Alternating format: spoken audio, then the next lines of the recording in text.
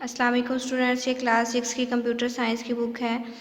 आज के लेक्चर में जो हम चैप्टर नंबर 8 का जो है लास्ट एक्सरसाइज जो है वो उसकी डिस्कस करेंगे। बस हमारी एक्सरसाइज ही रह गई है चैप्टर नंबर 8 की, आज वो डिस्कस करेंगे। और चैप्टर नंबर 9 को भी थोड़ा सा हम स्टार्ट से डिस्कस करेंगे। चैप्टर नंबर 8 की एक्सरसाइज है choose the correct option. Option जो है वो करेक्ट आपने चूज़ करने हैं। फर्स्ट है which option allow you to view the drawing at the greater magnification level. कौन सा जो टूल है जिसकी मदद से आप जो है वो ग्रेटर मैग्नीफिकेशन लेवल जो है वो चूज़ कर सकते हैं। जूम इन है, जूम आउट है, हैंड टूल है और नन ऑफ दीज है। तो यहाँ पे जो सही ऑप्शन है हम वो देखेंगे वो है जूम इन। ये हमने पीछे सारी जो है वो डिटेल जो चैप्टर में रीड की हुई है। पॉइंट नंबर जो है ऑप्शन नंबर 2 है the default frame rate is क्या है 11, 12, 13 नन ऑफ दीज जो है सही आंसर जो है वो 12 है। नेक्स्ट है the menu under which the save as option is available is. कौन सा ऑप्शन है जिसके नीचे जो है वो सेव एज ऑप्शन जो है वो अवेलेबल होता है। व्यू है, फाइल, मॉडिफाई और नन ऑफ दीज। तो सही ऑप्शन जो है वो फाइल है। It is the panel that display the properties of the selected object. कौन सा ऐसा पैनल है जो कि आपको प्रोवाइड करता है प्रॉपर्टीज़ को। प्रॉपर्टीज़ के लिए हमने पढ़ा था प्रॉपर्टी इंस्पेक्टर होता है, timeline, tool, panel, none of these. तो हमने पीछे जो है चैप्टर में रीड किया है प्रॉपर्टी इंस्पेक्टर जो है वो आपको किसी भी ऑब्जेक्ट की जो है प्रॉपर्टीज़ जो है वो डिस्प्ले करवाता है। तो सही आंसर जो है उसका प्रॉपर्टी इंस्पेक्टर है। नेक्स्ट है which of the following option are available in the document properties dialog box.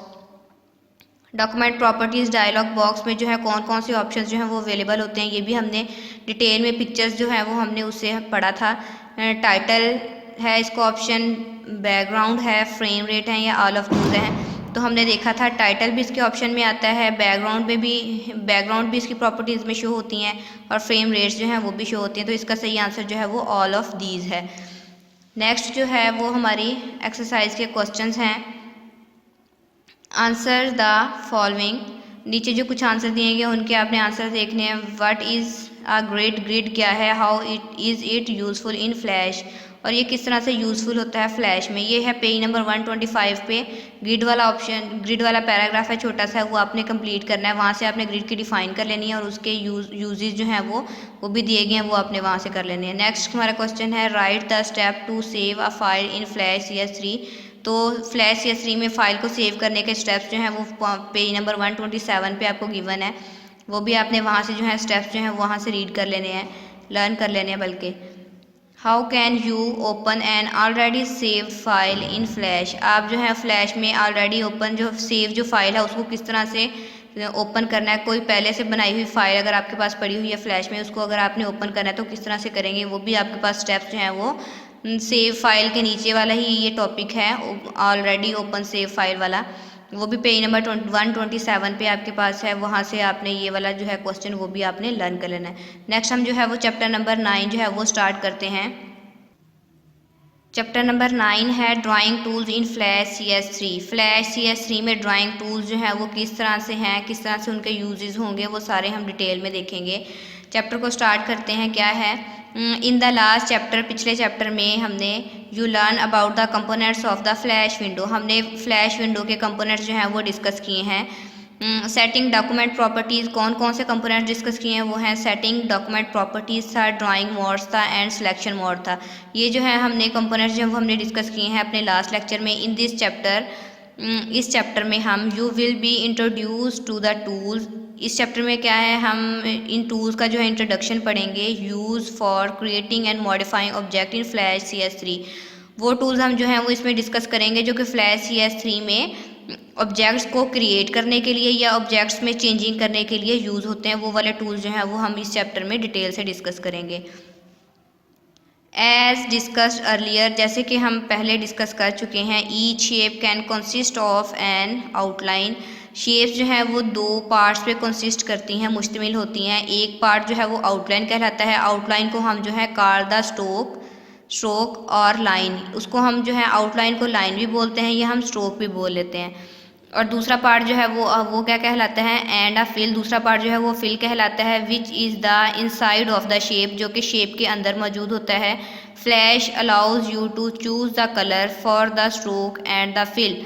Flash CS3 में क्या है आपके पास, और ये ऑप्शन भी मौजूद होता है कि आप स्ट्रोक यानी आउटलाइन का कलर और फिल का जो कलर है वो आप अपनी मर्ज़ी से चूज़ कर सकते हैं।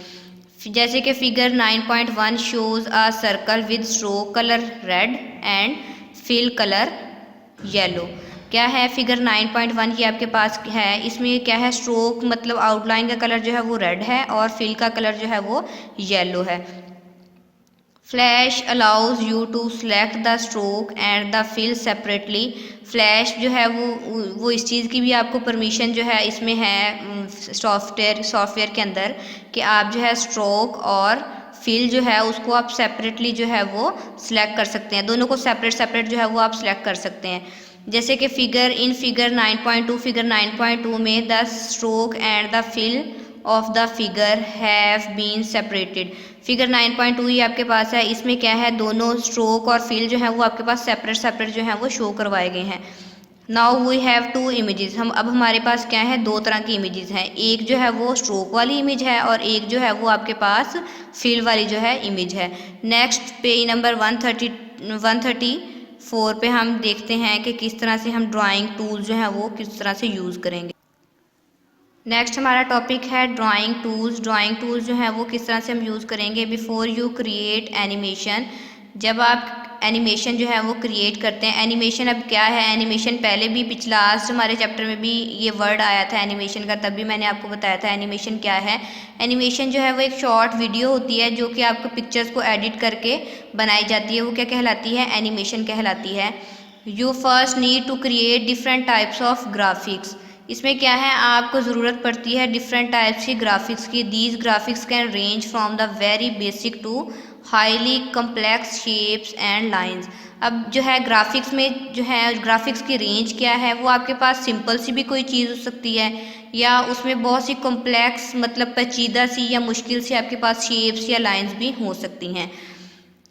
अब नेक्स्ट है all this is possible with the use of the drawing tools in flash. ये तमाम जो है वो हम किस तरह से पॉसिबल हो सकता है कि हम फ्लैश में जो है वो ड्राइंग टूल्स को यूज़ करें और उसकी मदद से जो है वो हम सारा ग्राफिक्स का काम जो है वो कर सकते हैं। Figure 9.3 shows you all the available drawing tools in Flash CS3। अब जो है फिगर 9.3 में आपके पास तमाम तरह के जो ड्राइंग टूल्स दिखाए गए हैं जो कि फ्लैश CS3 में आपके पास यूज़ होते हैं। इन दिस चैप्टर, इस चैप्टर में you will learn about some of them. इस चैप्टर में हम जो है कुछ जो है बेसिक से टूल्स जो हैं ड्राइंग के वो हम जो है वो रीड करेंगे पढ़ेंगे। अब जो है ड्राइंग टूल्स कौन कौन से हैं वो यहाँ पे फिगर जो है 9.3 है उसको हम थोड़ा सा डिस्कस कर लेते हैं। फिगर 9.3 में आपके पास drawing tools in the tool panel. Tool panel में आपके पास जो ड्राइंग टूल्स हैं वो कौन कौन से होते हैं। ये है एरो टूल। एरो टूल भी जो आपके पास किसी भी चीज़ को सिलेक्ट करने के लिए यूज़ होता है। रेक्टेंगल टूल, कोई भी रेक्टेंगुलर शेप में आपने कोई फिगर ड्रा करनी है तो आप रेक्टेंगल टूल यूज़ करेंगे। ब्रश टूल जो है वो आपके कलरिंग के लिए यूज़ होता है। पेंट बकेट टूल जो है वो भी आपको कलरिंग के लिए यूज़ होगा। इरेजर टूल जो है वो कोई भी चीज़ इरेज करनी है आपने वो आप उसके लिए इरेजर टूल यूज़ करेंगे। लाइन टूल जो है वो आपके लाइन लगाने के लिए जो है वो लाइन टूल यूज़ होगा। पेंसिल टूल जो है वो भी कोई रैंडम आपने लाइन या कोई भी ड्राइंग ड्रा करनी है तो आप पेंसिल टूल यूज़ करेंगे। इंक बॉटल टूल जो है वो भी आपका जो है वो कलरिंग के लिए यूज़ होता है। नेक्स्ट जो है वो आपका लाइन टूल है। लाइन टूल क्या है, this tool is use to draw straight line. Line tool जो है वो आपके पास स्ट्रेट लाइंस को ड्रा करने के लिए खींचने के लिए यूज़ होता है। The step to use this tool are, इस टूल को यूज़ करने के स्टेप्स क्या हैं। पॉइंट नंबर 1 है select the line tool in the tool panel. Tool panel आपके पास ये है, टूल पैनल में आपने जाना है, वहाँ पे जाके ये जो आपके पास लाइन टूल है इसको सिलेक्ट कर लेना है आपने।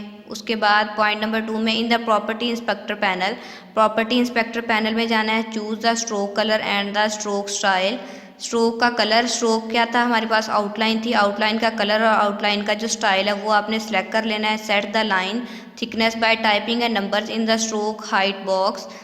स्ट्रोक हाइट बॉक्स में आपने लाइन की थिकनेस जो है वो खुद से नंबर्स में टाइप कर देनी है कि कितनी आपको लाइन कितनी आपको मोटी चाहिए, तो उसकी थिकनेस जो है अपने नंबर्स में टाइप कर देनी है। और क्लिकिंग और an arrow next to it and move the slider, या वहाँ पे क्लिक करके आपके पास जो है ऑप्शन में स्लाइडर मतलब एक जो है वो लिस्ट आ जाएगी, उसमें से आपने थिकनेस जो है वो काफ़ी सारे ऑप्शंस होंगे, आपने वहाँ से सिलेक्ट कर लेनी है।